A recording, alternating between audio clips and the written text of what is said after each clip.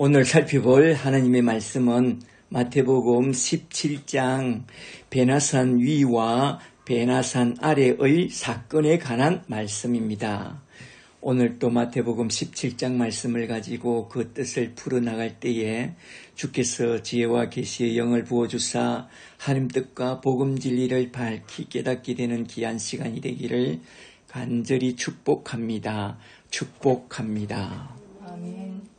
제가 성경을 처음 보게 되었을 때 저희 눈에 가장 크게 비쳐 들어온 사건은 무엇이었느냐? 그게 바로 마태복음 17장에 나온 베나산 사건, 우리 주님의 영광스러운 모습인데요. 메타모르포 사건이었죠. 그리고 또 제가 참 자주 불렀던 노래가 뭐였느냐 하면 찬송가 288장입니다. 예수로 나의 구주 삼고 성령과 피로써 거듭나니 세상과 나는 간곳 없고 구속한 주만 보이도다. 아멘. 오늘은 마태복음 17장에 나온 너무나도 신비했던 베나산에서 일어난 그 사건들을 통해서 예수님이 우리에게 꼭 말씀해 주고자 하신 그 말씀이 무엇인지 한번 쭉 살펴보고자 하는데요. 첫째로 먼저 베나산 위에서 일어난 사건과 둘째로 베나산 아래서 일어난 사건과 셋째로 결론 말씀으로 나온 성전세 문제를 중심으로 하여 주님이 우리에게 교훈해 주고자 하신 말씀을 크게 세 대지로 나누어서 한번 쭉 살펴보고자 합니다. 한번 잘 들어보세요. 먼저 첫 번째 대지로 들어가서 마태복음 17장 1절부터 13절에 나온 베나산 위에서 일어난 사건을 한번 쭉 살펴보겠습니다. 첫 번째 대지에선 크게 두 단어를 중심으로 하여 한번 쭉 살펴보고자 합니다. 첫째로 먼저 마태복음 17장 서두에 나온 변형, 메타모르포라는 이 단어 속에 담긴 뜻부터 한번 좀 살펴보고 넘어가고자 합니다. 17장 1절부터 좀 보세요. 1절에 엿새 후에 예수께서 베드로와 야고보와 그의 형제 요한을 데리고 따로 높은 산에 올라가셨더니 그들 앞에서 변행되사 메타모르포 그 얼굴이 해같이 빛나며 옷이 빛과 같이 휘어졌더라. 아멘. 17장 1절을 시작하면서 나온 엿새 후에라는 이 단어는 앞장에 나온 사건과 연결하여 뭔가를 보여주고자 사용한 그런 단어인데요. 엿새 후에라는 이 말은 언제부터 엿새 후였느냐? 앞장 16장 27절을 잘 보시면 예수님이 그 왕권을 가지고 아버지의 영광으로 오는 것을 볼 자들도 있다고 선포한 그 말씀을 받아서 나온 말씀이 곧 엿새 후에라는 말씀입니다. 말하자면 주님의 재림을 선포한 지 엿새 후에 베나산 위에서 재림할 주님의 모습으로 변화된 메타모르포의 사건이 일어났다고 지금 사도는 이 베나산 사건을 기록하고 있습니다. 이러한 주님의 메타모르포 변행 사건은 주님의 본래 원행을 보여준 그런 사건이라고 해요. 주님은 본래 하늘에 계셨던 하늘에 속한 분으로서 빌립보서 2장 6절에 의하면 그는 근본 하나님의 본체시나 하나님과 동등됨을 취할 것으로 여기지 않으시고 오히려 자기를 비워 종의 행체를 가지사 사람의 모양으로 나타나셨으니 그런 예수님의 본래 모습은 베나산 위에서 변화된 바로 이런 모습이라는 거요. 그 얼굴이 해같이 빛나며 옷이 빛같이 새하얗게 빛나는 이 모습이 예수님의 본래 모습이었다는 것입니다. 아시겠어요?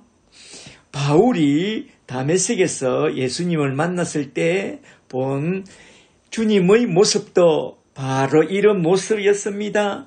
그러나 바울은 주님의 강체에 눈이 부셔서 그만 눈이 멀고 말았다고 했습니다. 그래서 주님의 신적인 모습은 인간의 눈으로 볼 수 없고 오직 영으로만 볼 수 있다고 한 것입니다. 아시겠어요? 사도 요한은 자기가 본 천상에 계신 우리 예수님의 본래 모습에 대하여 계시록 1장 13절에서 이렇게 딱 기록하고 있습니다. 계시록 1장 13절에 내가 7 검 촛대를 보았는데 촛대 사이에 인자 같은 이가 발에 끌리는 옷을 입고 가슴에 검띠를 띠고 그 머리와 털의 희기가 흰 양털 같고 눈 같으며 그 눈은 불꽃 같고 그 발은 불뭇불에 단련한 빛낮 주석 같고 그의 음성은 많은 물소리 같으며 그 얼굴은 해가 힘있게 비치는 것 같더라 라고 말씀하고 있습니다. 이것이 바로 예수님의 본래의 원형이라는 것입니다. 그런데 주님은 왜 지금 베나산 위에서 그 본래의 모습을 보여주었느냐? 그건 첫째로 엿새 전에 재림하실 영광스러운 모습을 보게 될 것이라고 하신 그 말씀을 받아서 이렇게 지금 주님이 재림하실 영광스러운 모습을 딱 보여준 것이고, 둘째로 너희도 장차 이러한 영광스러운 모습으로 변화되어 저 영원한 천국에 들어가게 될 것을 보여주려고 그리했다는 것입니다. 그래서 천국에서 잠시 내려온 저 영광스러운 모세와 엘리야의 모습까지도 함께 딱 보여준 것입니다. 이러한 메타모르포로 변화될 우리의 모습을 잠시 좀 생각해 보고 넘어가는 게 참 좋겠는데요.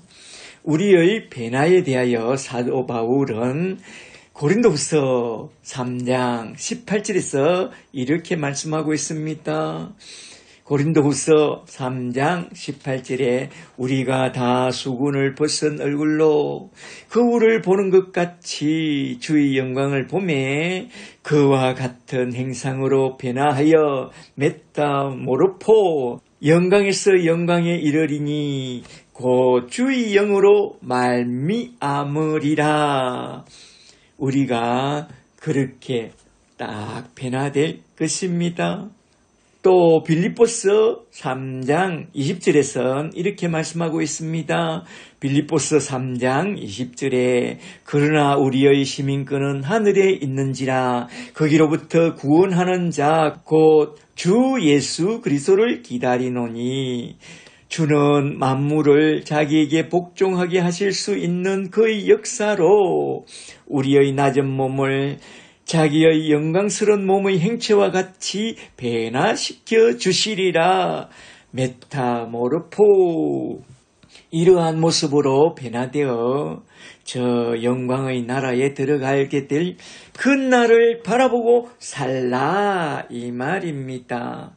이렇게 해서 산 위에 함께 올라간 제자들은 예수님의 변화된 모습을 보고 과연 예수님은 그리스도시요 살아계신 하나님의 아들이라는 것을 그렇게 고백할 수밖에 없었다고 마태 사도는 증언하고 있습니다. 여기서 우리는 잠시 엿새라는 단어 속에 담긴 의미를 좀 살펴보고 넘어가는 게 참 좋겠는데요. 사도는 왜 엿새라는 단어를 썼느냐?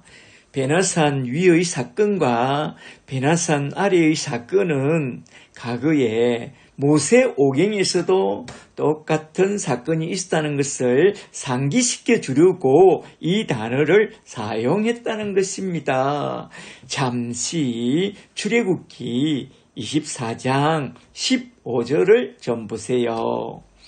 출애굽기 24장 15절에 모세가 산에 오르매 구름이 산을 가리며 여호와의 영광이 시내산 위에 머무르고 구름이 엿새 동안 산을 가리더니 엿새 동안이 여기서 딱 나오죠. 일곱째 날에 여호와께서 구름 가운데서 모세를 부르시니라. 그리하여 모세는 산 위에 머물면서 하나님의 음성을 듣고 십계명의 두 돌판을 받게 됩니다. 그러는 동안에 산 아래에선 무슨 일이 일어났죠? 금송아지 우상을 만들어 놓고 난리 부르스를 치고 있습니다. 이 사건과 베나산 사건을 한번 잘 비교해 보세요. 거의 똑같아요. 산 위에서는 예수님의 영광스러운 베나 속에 하나님의 음성이 울려 퍼집니다. 이는 내 사랑하는 아들이요 내 기뻐하는 자니 너희는 그의 말을 들으라. 그리고 산 아래에선 무슨 일이 일어납니까? 믿음이 없고 폐역한 세대가 난리 부르스를 치는 장면이 딱 나옵니다. 잘 보세요. 거의 똑같죠? 이렇게 마태는 모세의 산 위의 사건과 산 아래 사건과 예수님의 산 위의 사건과 산 아래 사건을 딱 비교하면서 뭔가 중요한 교훈을 해주고자 엿새라는 이 단어를 가져와서 마태복음 17장을 쭉 써내려가고 있는데요. 계속해서 한번 잘 들어보세요. 이제 둘째로 마태복음 17장 3절에 나온 말씀, 예수님이 모세와 엘리야와 나눈 대화 속에 나온 벨세, 엑소도스라는 이 단어에 대하여 한번 좀 살펴보고자 합니다. 17장 1절부터 잘 보세요. 1절에 엿새 후에 예수께서 베드로와 야고보와 그의 형제 요한을 데리고 따로 높은 산에 올라가셨더니 여기에 나온 높은 산은 어디냐? 주석을 보니 그 산은 가이사라 빌립보 곁에 있는 헐몬산이라고 해요. 그런데 유대인들이 강강산품을 개발하느라고 저 다볼산 위에다가 베나산 교회를 지어놓고 장사해 먹는 바람에 사람들이 다볼산을 베나산으로 착각하고 있으나 그 당시 다볼산에는 군대 요새가 서 있었기 때문에 절대로 다볼산은 베나산이 될 수 없다고 그렇게 말해요. 2절에 그들 앞에서 변행되사 그 얼굴이 해같이 빛나며 옷이 빛과 같이 희어졌더라. 그때에 모세와 엘리야가 예수와 더불어 말하는 것이 그들에게 보이거늘. 아멘. 누가복음 9장 31절을 좀 보니까 예수님이 그들과 무슨 대화를 했느냐 하면 장차 예수께서 예루살렘에서 벨세, 엑소도스, 벨세 하실 것에 관하여 대하했다고 그리 말하고 있습니다. 여기서 중요한 것은 주님이 베나산에서 영광스러운 모습으로 변화된 그것도 참 중요하지만 예수님이 구약의 대표인 모세와 엘리야를 불러내서 무엇을 대하했느냐, 그게 너무나도 중요하다는 것입니다. 주님이 해당장 야이로의 죽은 딸을 죽음에서 불러내고 나인성 가부의 죽은 아들도 죽음에서 불러내고 또한 죽은 나사로도 죽음에서 불러내신 것도 참 대단하지만 세상의 구약의 대표인 모세와 엘리야까지 이렇게 딱 불러내서 베나산 위에서 함께 영광스러운 모습으로 대화까지 했다는 거요. 이건 무슨 말이냐? 예수님은 그냥 단순히 신의 아들 정도가 아니라 산자와 죽은 자를 심판하시는 아주 대단한 신의 아들, 하나님의 아들이요. 구약에서 예언한 그 메시아가 맞다, 이 말입니다. 말하자면 베드로의 고백대로 예수님은 하나님의 아들 메시아요, 장차 왕권을 가지고 아버지의 영광으로 천사들과 함께 다시 오실 그리스도라는 것을 보여주기 위하여 모세와 엘리야를 불러내었다는 것인데요. 그리하여 예수님이 그들과 무슨 대화를 나누었느냐, 그게 너무나도 중요하다 이 말입니다. 과연 무슨 대화를 나누었느냐? 누가복음 9장을 보니 벨세, 엑소더스에 대하여 대화를 나누었다고 해요. 벨세가 뭐죠? 죽는다, 벨세하셨다 이 말이죠. 그거에 대해서 대화를 나눴다 이거요. 예수님의 죽으심과 부활에 대해서. 그리고 계속해서 4절부터 좀 더 보세요. 모세와 엘리야가 나타나서 주님과 대화하는 것을 본 순간 4절에 베드로가 예수께 여쭈어 이르되 주여, 우리가 여기 있는 것이 좋사오니 만일 주께서 원하시면 내가 여기서 초막셋을 짓되 하나는 주님을 위하여, 하나는 모세를 위하여, 하나는 엘리야를 위하여 하리이다. 믿고선 우리는 상관없어요. 그러고 있어요. 이 장면을 누가복음 9장 33절을 통해서 보면 베드로가 이 엄청난 광경을 보고선 넋이 나가서 자기가 하는 말을 자기도 알지 못하고 마구 행설수설한 거래요. 아유. 5절에 그리 말할 때에 홀연히 빛난 구름이 그들을 덮으며 구름 속에서 소리가 나서 이르시되 이는 내 사랑하는 아들이요 내 기뻐하는 자니 너희는 그의 말을 들으라 하시는지나. 전에 요단강에서 세례받을 때에 하늘에서 들린 성부의 음성은 단순히 이는 내 사랑하는 아들이요 내 기뻐하는 자라 라고 말씀만 했는데 여기에선 너희는 그의 말을 들으라 라는 말씀이 추가되어 나오죠. 그 음성을 듣고 6절에 제자들이 듣고 엎드려 심히 두려워하니 예수께서 나와 그들에게 손을 대시며 이르시되 일어나라, 두려워하지 말라 하시니 제자들이 눈을 들어 보매 오직 예수 외에는 아무도 보이지 않더라. 아멘. 말하자면 세상과 나는 간고 듣고 구속한 주만 보이도다. 아멘. 세상과 나는 간고 듣고 구속한 주만 바라보고 주님만 따라가는 저와 여러분이 되기를 원합니다. 아멘. 그리고 이어서 나온 9절 말씀을 좀 더 보세요. 이게 핵심 말씀인데요. 9절에 그들이 산에서 내려올 때에 예수께서 명하여 이르시되 인자가 죽은 자 가운데서 살아나기 전에는 밑줄 짝 계속해서 인자가 죽고 살아날 것이다 라고 이야기합니다. 인자가 죽은 자 가운데서 살아나기 전에는 본 것을 아무에게도 말하지 말라 하시니 10절에 그때에 제자들이 물어 이르되 그러면 어찌하여 서기관들이 엘리야가 먼저 와야 하리라 하나이까. 예수께서 대답하여 이르시되 엘리야가 과연 먼저 와서 모든 일을 회복하리라. 내가 너희에게 말하노니 엘리야가 이미 왔으되 사람들이 알지 못하고 임의로 대우하였도다.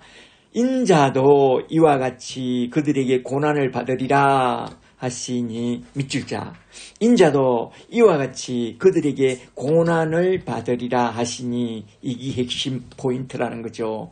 13절에 그제서야 제자들이 예수께서 말씀하신 것이 세례 요한인 줄을 깨달으니라. 아멘. 여기서 마태는 예수님의 고난 사건에 대하여 뭔가 중요한 말씀을 해주고자 세례 요한의 이야기를 도입했는데, 여기서 핵심 주제는 세례 요한이 아니라 예수님의 고난 곧 죽음과 부활이라는 거요. 계속해서 예수님의 죽음과 부활을 말씀하고 있습니다. 여기서 우리가 한번 좀 깊이 생각해 보고 넘어가야 할 말씀은 예수님이 모세와 엘리야와 더불어 대한 벨세, 엑소도스, 죽음과 부활과 성천에 관한 이 단어인데요. 벨세, 한번 잘 들어보세요. 예수님은 벨세, 엑소도스라는 이 단어를 통해 크게 두 가지 벨세에 대하여 교훈하고 있습니다. 첫째는 모세를 등장시켜서 유월절 어린 양의 피로써 구원받은 백성들은 애굽에서 엑소덕스하여 홍해를 건너고 광야를 지나서 마침내 약속의 땅을 바라보고 살아야 한다고 하는 그런 벨세에 대하여 먼저 1차적으로 교훈하고 있습니다. 그리고 둘째는 엘리야를 등장시켜서 가나안 땅에서 엑소도스 하여 요단강을 건너 해오리 바람을 타고 하늘로 썩 들려 올라가 불뱀구와 불말을 타고 저 하늘나라 천국으로 들어가는 그런 벨세의 천국을 바라보고 살라는 것을 2차적으로 딱 교훈하고 있습니다. 잘 보세요. 말하자면 예수님을 따라 산 위로 올라왔다면 첫째로 먼저 모세의 등장을 통해서 말해주고 있는 출애굽 엑소도스의 구원의 의미를 깊이 좀 생각하고, 둘째로 엘리야의 등장을 통해서 말해주고 있는 저 영원한 벨세 엑소도스의 천국인 구원의 나라까지 예수님을 따라 올라가게 될 것을 깊이 유념하고, 앞으로 다가올 미래에 어떠한 고난과 환난과 풍파가 몰아치는 그런 광야를 지날지라도 결코 흔들리지 않는 믿음을 가지고 살아가야 한다는 그런 차원에서 주님은 제자들 앞에서 모세와 엘리야를 딱 불러내서 벨세에 관하여 대화했다는 것입니다. 잘 아시겠어요? 마태복음을 쓴 목적이 뭐였죠? 1차적으로는 디아스포라로 흩어져 나그네와 행인으로 살아가고 있는 유대인 신자들로 하여금 신앙에 깨어 있도록 하려고 이 마태복음을 썼다고 했습니다. 기억나시죠? 그렇다면 그들로 깨어있는 신자가 되고 제자가 되고 일꾼이 되게 하려면 어떻게 하면 좋을까요? 그들이 들으면 자다가도 벌떡 일어날 수 있는 두 사람, 곧 모세와 엘리야의 이야기를 딱 들려주면 됩니다. 그래서 주님은 모세와 엘리야를 등장시켜서 제자들을 교훈한 것처럼 마태도 그 두 사람을 등장시켜서 그들의 신앙을 일깨워서 늘 벨세와 천국을 생각하고 오직 주님만 바라보고 믿음으로 살아가도록 교훈하고 있습니다. 말하자면 모세와 엘리야를 통하여 벨세와 천국을 생각하고 믿음 생활 잘 하다가 함께 천국에 올라가자고 말씀한 것입니다. 할렐루야. 그리고 여기서 하나 적용하고 넘어가야 할 구절이 있는데요. 그건 17장 5절에 나온 말씀입니다. 17장 5절 후반절에 이는 내 사랑하는 아들이요 내 기뻐하는 자니 너희는 그의 말을 들으라 라는 이 말씀입니다. 모세는 누구를 증언하다가 갔죠? 엘리야는 또 누구를 증언하고 갔죠? 예수님과 예수님의 별세, 죽으심과 부활을 통하여 가져다 줄 별세의 천국 복음을 이야기하다가 올라갔습니다. 그렇다면 우리가 잘 들어야 할 복음과 우리가 잘 전해야 할 그 복음은 뭡니까? 예수님과 예수님의 별세에 관한 천국 복음입니다. 저 부흥사들처럼 엉뚱하게 하나님을 잘 믿으면 잘 된다, 복 받는다 라는 그런 출세의 복음은 집어치우고 별세의 복음, 별세의 천국 복음을 듣지 못하면 죽으면 지옥에 가게 된다는 것을 깊이 생각하고 예수님의 별세, 십자가와 부활로 얻게 되는 그 구원의 복음을 잘 전하고 살다가 돌아가는 그런 저와 여러분이 다 되시기를 주의 이름으로 간절히 축복합니다. 축복합니다. 아멘. 이제 두 번째 대지로 넘어가서 마태복음 17장 14절부터 21절에 나온 베나산 아래에서 일어난 사건을 한번 좀 살펴보고 넘어가도록 하겠습니다. 이제는 베나산 아래에서 일어난 사건입니다. 여기에 나온 핵심 단어는 믿음, 계자씨만한 믿음입니다. 그 믿음이 없으면 별세 천국에 못 들어갈 것이요. 계자씨 하나만한 믿음만 있으면 별세 천국에 넉넉히 들어가게 된다는 그 믿음이 핵심 단어인데요. 14절부터 잘 보세요. 14절에 그들이 예수님이 세 명과 함께 베나산 아래로 내려와서 무리에게 이르매 한 사람이 예수께 와서 꿇어 엎드려 이르되 주여 기울이어서 내 아들을 불쌍히 여기소서. 그가 간질로 심히 고생하며 자주 불에도 넘어지며 물에도 넘어지는지라. 내가 주의 제자들에게 데리고 왔으나 능히 고치지 못하더이다. 예수께서 대답하여 이르시되 믿음이 없고 비스토스 패역한 세대여, 내가 얼마나 너희와 함께 있으며 얼마나 너희에게 참으리요. 그를 이리로 데리고 오라 하시니라. 이에 예수께서 꾸짖으시니, 이걸 마가복음 9장 25절에서 보면 더러운 귀신아 내가 너에게 명하노니 그 아이에게서 나오라 하심에 귀신이 나가고, 그리고 또 마가복음 9장에 보니까 귀신이 소리 지르며 아이로 심히 갱년을 일으키고 썩 나갑니다. 그리하여 아이가 그때로부터 나으니라. 아멘. 19절에 이때에 제자들이 조용히 예수께 나와 이르되 우리는 어찌하여 쫓아내지 못하였나이까. 말하자면 전에 12 제자 파송 때에는 귀신을 쫓아내고 병든 자도 참 많이 고쳐주었는데 정말로 이상합니다. 20절에 이르시되 너희 믿음이 작은 까닭이니라. 올리고 비스토스 진실로 너에게 이르노니 만일 너에게 믿음이 비스토스 믿음이 계자씨 하나만큼만 있어도 이 산을 명하여 여기서 저기로 옮겨지라 하면 옮겨질 것이요 또 너희가 못할 일이 없느니라.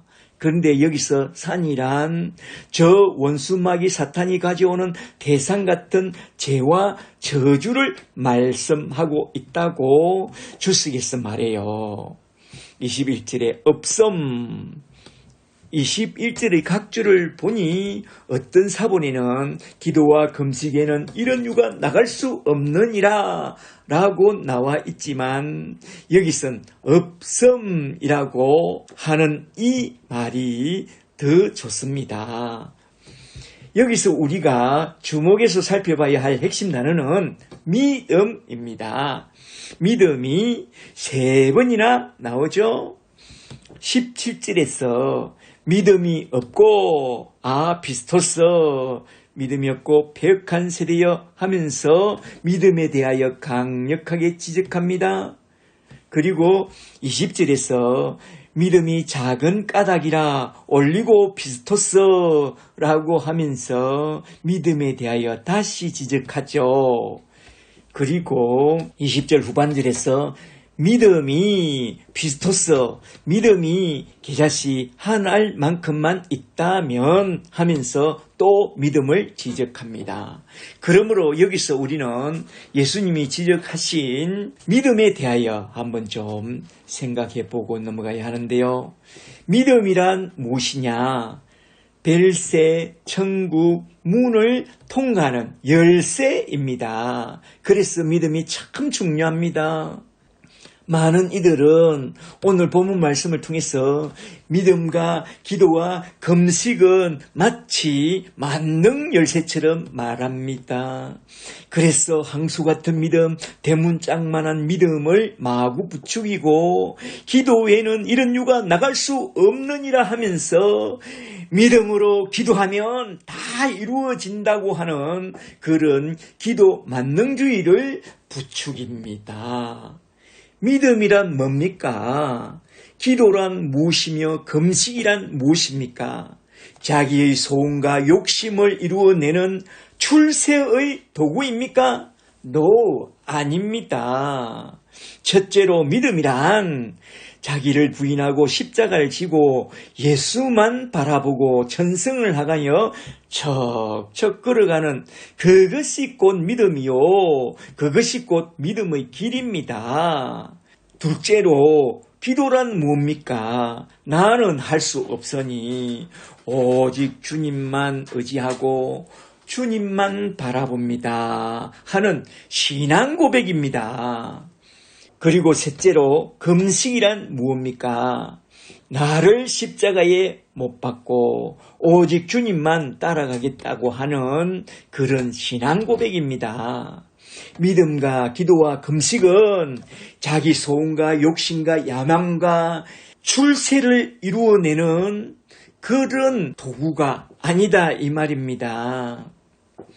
여기서 주님이 말씀하고자 하신 말씀은 큰 믿음을 가지고 뭔가 큰 일을 하라고 한 것이 아니라 너희 자신을 돌아보라. 너희 속엔 개자씨만한 믿음도 없다는 것을 크게 강조하고 있습니다. 잘 보세요.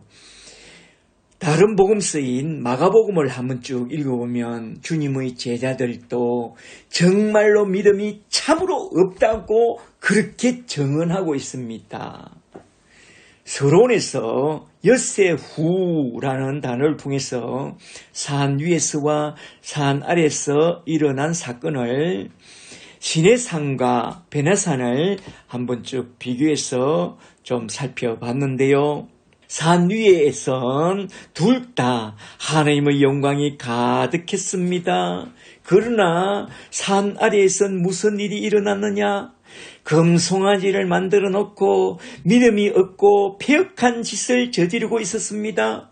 말하자면 그때나 지금이나 산 아래에는 믿음이 없고 패역한 세대만 가득할 뿐이다 이 말입니다. 이게 예수님이 우리에게 하고 싶었던 핵심 단어라는 것입니다. 믿음이 없고 패역한 세대다. 너희 속엔 개자씨 하나일 만한 믿음도 없다. 이것을 강조하고 있습니다. 산 아래서 믿음이 없고 패역한 세대가 금송아지 우상을 만들어 놓고 난리 부르스를 치더니만 나중엔 또 정탐꾼들이 돌아와서 하는 말을 좀 들어보세요. 믿음이 없고 패역한 말만 마구 쏟아냅니다. 메뚜기 신드롬에 빠져서 모세를 쳐내고 한 장관을 세워서 저 애굽으로 돌아가자고 난리를 칩니다. 그래서 하나님은 믿음이 없고 패역한 그들을 40년간 뺑뺑이 돌려서 강야에서 다 쓰러져 죽게 만들어 버립니다. 이렇게 죽을 수밖에 없는 것이 너희의 실상이라는 것입니다. 우리의 실상이 그렇다는 것입니다. 믿음이 없고 패역한 세대라는 거요. 그래서 모세는 그런 패역한 세대에게 신명기 31장에서 이렇게 딱 선포합니다. 신명기 31장 29절을 좀 보세요. 신명기 31장 29절에 내가 알거니와 내가 죽은 후에 너희가 스스로 부패하여 내가 너희에게 명령한 길을 떠나 여호와의 목전에 악을 행하여 너희 손으로 하는 일로서 여호와를 갱노하게 함으로 너희가 후일에 큰 재앙을 당하리라. 마치 유언과 같이 말하고 있습니다. 이는 정말로 믿음이 없고 패역한 세대의 실상을 이렇게 말씀한 것입니다. 모세와 함께 엑소도스한 이스라엘 자손들을 보라. 정말로 믿음이 없고 패역한 세대였다.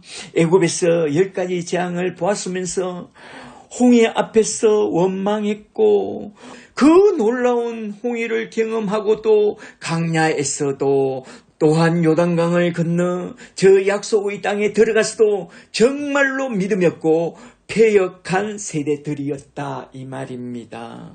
그들은 왜 그리 믿음이 없고 패역한 세대가 되었느냐? 이는 그들이 애굽에서 왜 유월절 어린 양의 피로 구원받았는지, 또 홍해를 건너고 강야를 지나서 최종적으로 가야 할 목적지가 어디인지 구원의 목적지를 놓쳐서 그렇게 된 것입니다. 말하자면 already와 yet, 이미와 아직이라는 그 구원 과정 안에서 우리가 살아내야 하는 강야의 세월이 있다는 것에 대한 긴 안목을 놓쳐서 그렇게 강야에서 믿음이 없고 패역한 세대가 된 것입니다.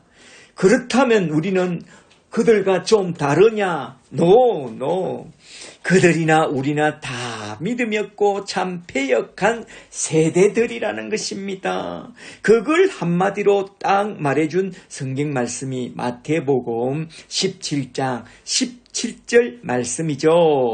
17절에 예수께서 이르시되 믿음이 없고 패역한 세대여, 내가 얼마나 너희와 함께 있으며 얼마나 너희에게 참으리요 라고 말씀하고 있습니다. 믿음이 없고 패역한 세대여, 너희는 정말로 소망이 없다. 벨세의 천국에 들어갈 희망이 너희에게는 아주 없다. 우리는 주님이 책망하신 이 말씀을 우리 마음속에 깊이 받아들여야만 구원의 길이 열립니다.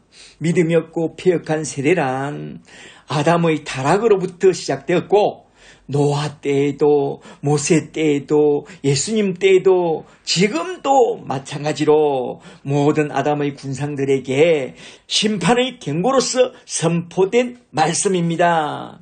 그런 믿음이 없고 패역한 세대가 구원받는 길은 오직 하나, 계자씨 하나일 만한 믿음만 있으면 된다고 말씀하고 있습니다. 그런데 우리에게 그런 믿음이 있느냐? 없다. 티끌만한 믿음도 없다라고 선언합니다.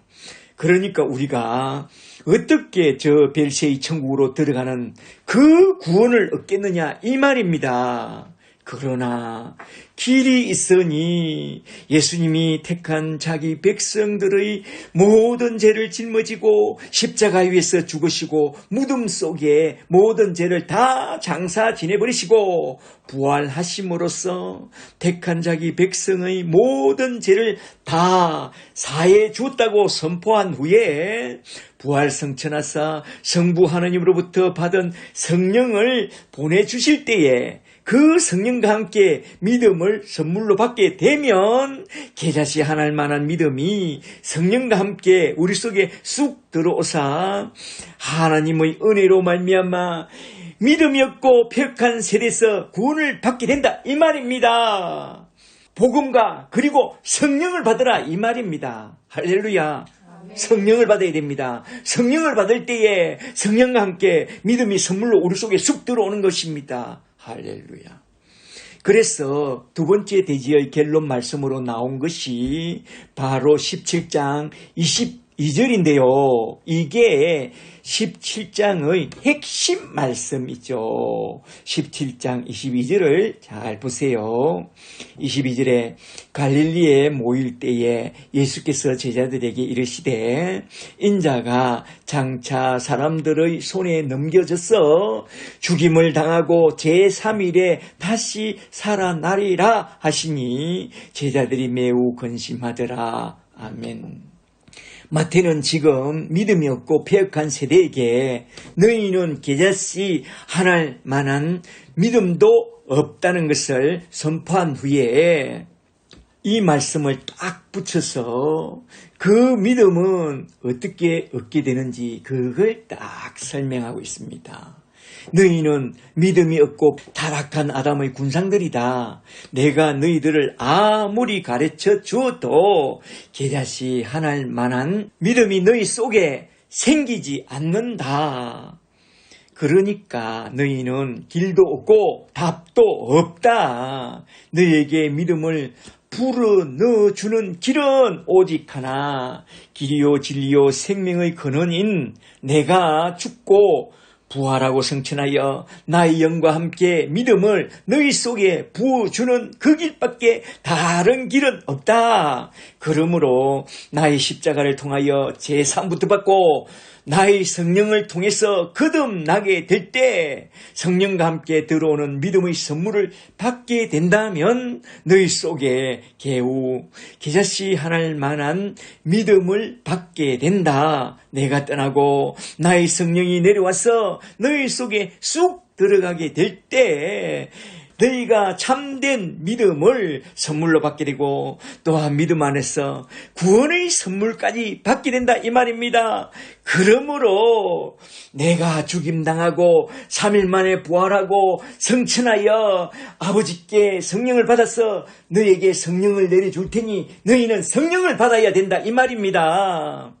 그래서 구원의 길이요 진리요 생명이 되신 예수님이 십자가에서 죽임을 당하고 다시 살아나서 부활성천하심으로써 구원의 길을 열어주실 것을 그렇게 딱딱 선포한 것입니다.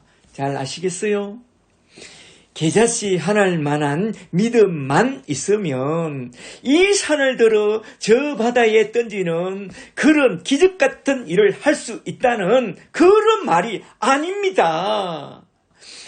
너희 믿음으로는 너희 속에 태산 같은 죄를 어떻게 해결할 수 없다. 너희 속에 태산 같은 그 죄를 들어서 뽑아서 저 바다에 던져버릴 수 없다. 없애버릴 수 없다. 이 말입니다.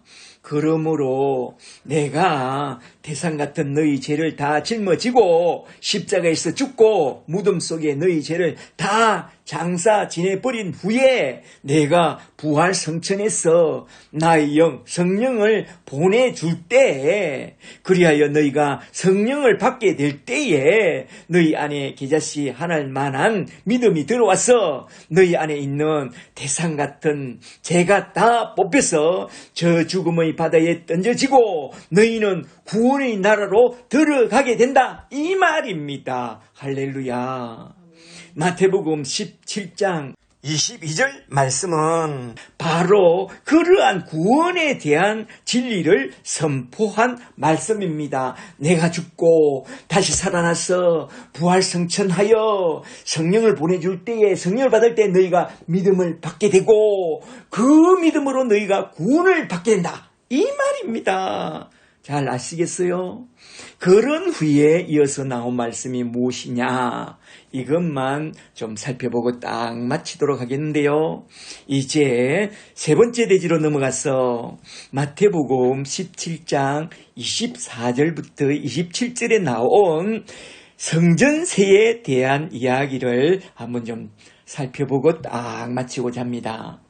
마태는 여기서 갑자기 뜬금없이 성전세 문제를 딱 들고 나왔는데요. 죽으시고 부활하시고 성천할 문제를 말씀한 후에 뜬금없이 성전세 문제를 딱 떨고 나옵니다.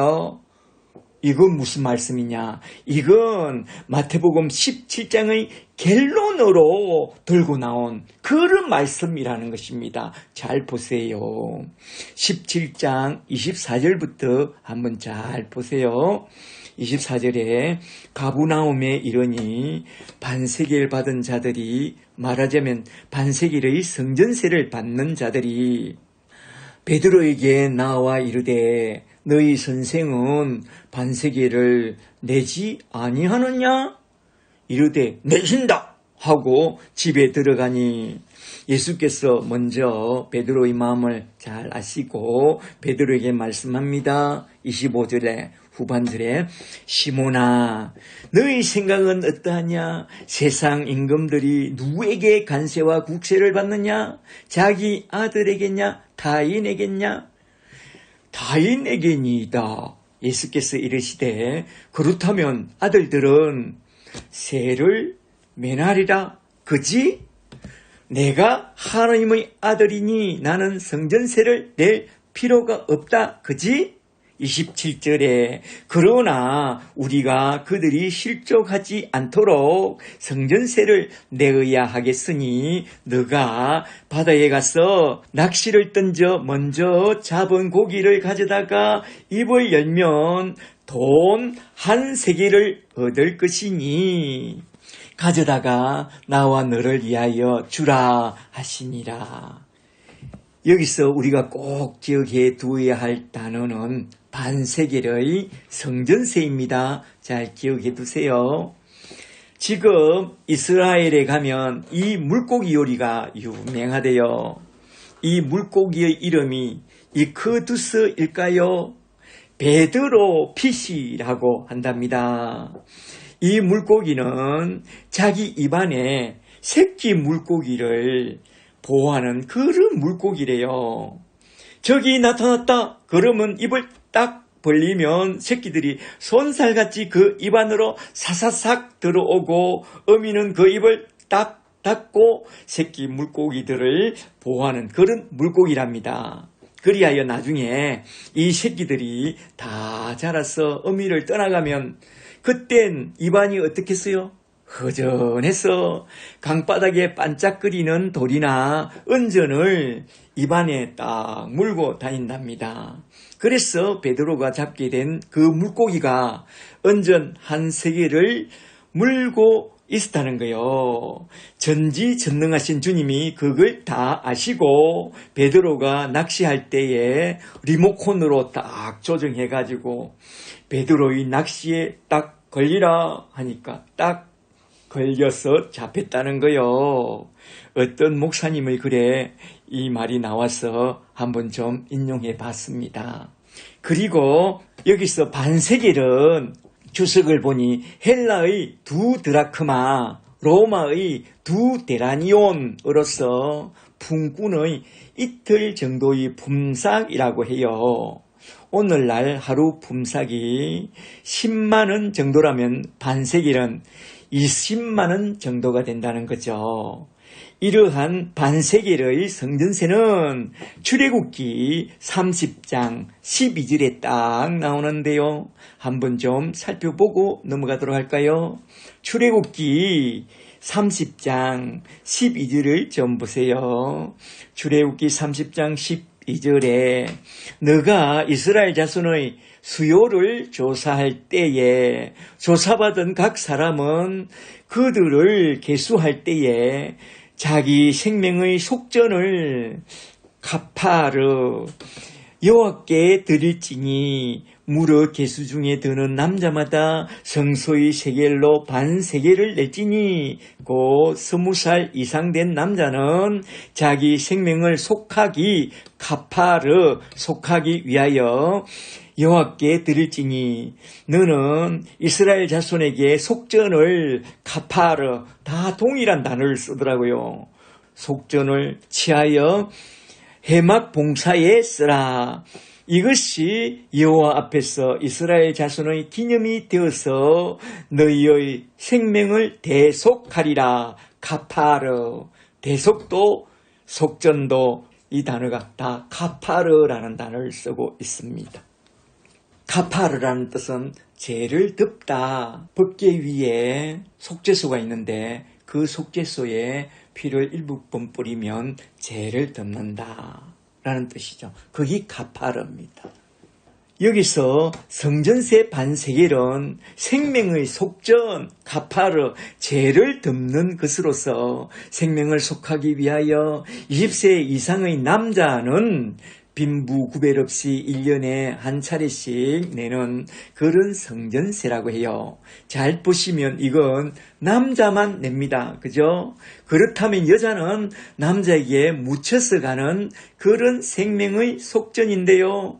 이는 머리인 남자가 그의 몸인 여자를 안고서 생명의 속전을 드린다는 그런 뜻을 담고 있습니다. 그렇다면 이건 무엇을 예표하고 있느냐? 예수님이 자기 몸인 교회를 대속하기 위하여 십자가 위에서 피를 쏟아서 자기 백성의 죄를 다 덮어주는 그런 생명의 속전 카파르를 예표한 그런 말씀이라는 것입니다. 마태는 이 개념을 너무나도 잘 알기 때문에 예수님의 죽으심과 부활을 딱 언급한 후에 반세겔의 성전세와 연결하여 생명의 속전으로 바쳐질 예수 십자가의 사건을 이렇게 쭉 설명하고 있다는 것입니다. 말하자면 예수는 십자가 위에서 흘리신 그 피로서 그의 교회의 생명의 속전이 되셨다. 이 말입니다. 마태 사도는 여기서 예수 십자가의 복음을 말해주고자 이 반세겔의 성전세를 언급하고 있다는 것입니다. 여기서 잘 보시면 베드로가 예수님의 말씀에 순종하여 물고기를 딱 낚아서 우리 주님의 성전세를 딱 낸 것으로 보이죠? 그래서 베드로는 이 사건을 생각하면서 나중에 베드로전서 1장 18절에서 이렇게 고백하고 있습니다. 베드로전서 1장 18절을 좀 보세요. 베드로전서 1장 18절에 너희가 알거니와 너희 조상에 물려준 헛된 행실에서 카파르 대속함을 받는 것은 은이나 금으로 된 것이 아니요 오직 흠이 없고 점도 없는 어린 양 같은 예수 그리스도의 보배로운 피로 된 것이라. 아멘. 그리고 이어서 1장 20절에서 이렇게 말씀하고 있습니다.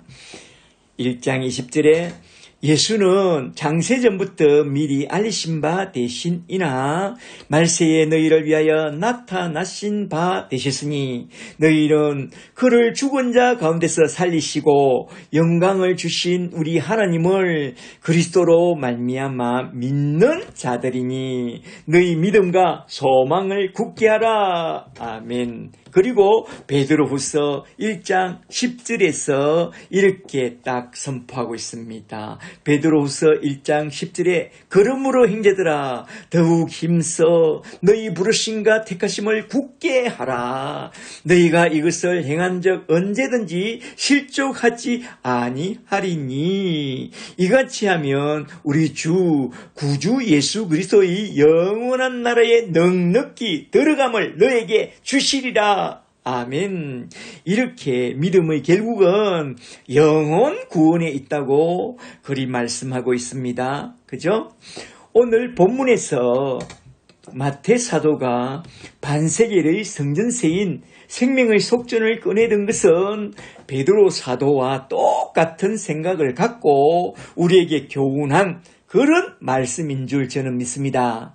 너희가 믿음이 없고 배역한 세대에서 카파르의 대속함을 받는 것은 금이나 은으로 되지 않고 오직 점도 없고 흠도 없는 어린 양 예수 그리스도의 보배로운 피로 되나니 우리는 말세를 어떻게 살아가야 하느냐? 우리 죄를 대속해 주기 위하여 십자가 위에서 죽으시고 다시 살아나신 부활의 주 예수를 온전히 믿는 믿음과 소망 속에서 우리의 부르심과 택하심을 굳게 하고 살아가야 한다. 이 말씀입니다. 잘 아시겠어요? 지금 우리가 살펴보고 있는 마태복음 17장의 주제는 믿음입니다. 믿음이었고 폐역한 세대에서 우리가 어떻게 계자시 하나할 만한 믿음을 받게 되어 구원받고 또 어떻게 구원받은 자로서 믿음으로 살아갈 것인가 이거죠. 이에 대하여 우리는 베드로 사도께서 고백한 믿음으로 살아가는 것이 참 좋겠습니다. 그러므로 결론적으로 베드로전서 1장 3절을 좀 살펴보고 딱 마치도록 하겠습니다. 베드로전서 1장 3절을 좀 보세요.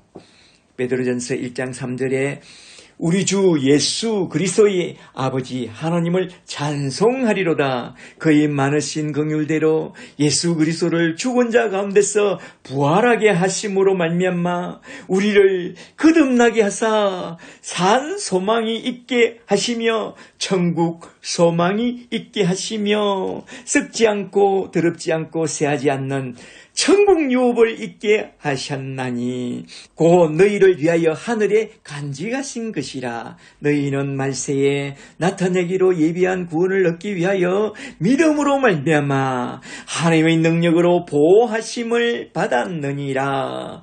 그러므로 너희가 이제 여러 가지 시험으로 말미암아 잠깐 근신하게 되지 않을 수 없으나 오히려 크게 기뻐하라. 7절에 너희 믿음의 확실함은 불로 연단하여도 없어질 금보다 더 귀하여 예수 그리스도께서 나타나실 때에 칭찬과 영광과 존귀를 얻게 할 것이니라.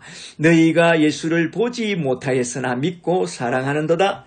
이제도 보지 못하고 믿고 말할 수 없는 영광스러운 즐거움으로 기뻐하니 믿음의 결국은 곧 영혼의 구원을 받음이라. 아멘.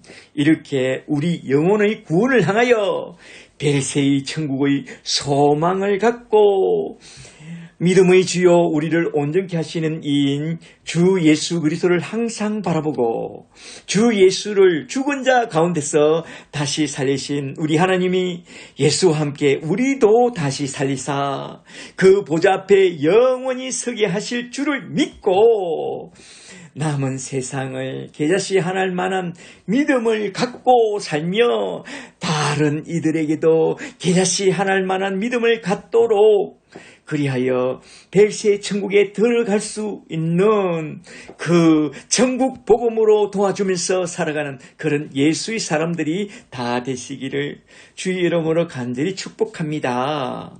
그리고 우리 주님이 다시 오실 그날에 베나산에서 우리 앞에 보여주신 우리 주님이 만물을 자기에게 복종하게 하실 수 있는 그의 능력으로 나타나사 우리의 낮은 몸을 그의 영광스러운 몸과 같이 변화시켜 주사 저 하늘나라로 데리고 가실 것을 기대하면서 그날이 속히 도래하기를 바라보며 항상 믿음 안에서 살아가는 그런 저와 여러분이 다 되시기를 주의 이름으로 간절히 축복합니다. 축복합니다. 아멘.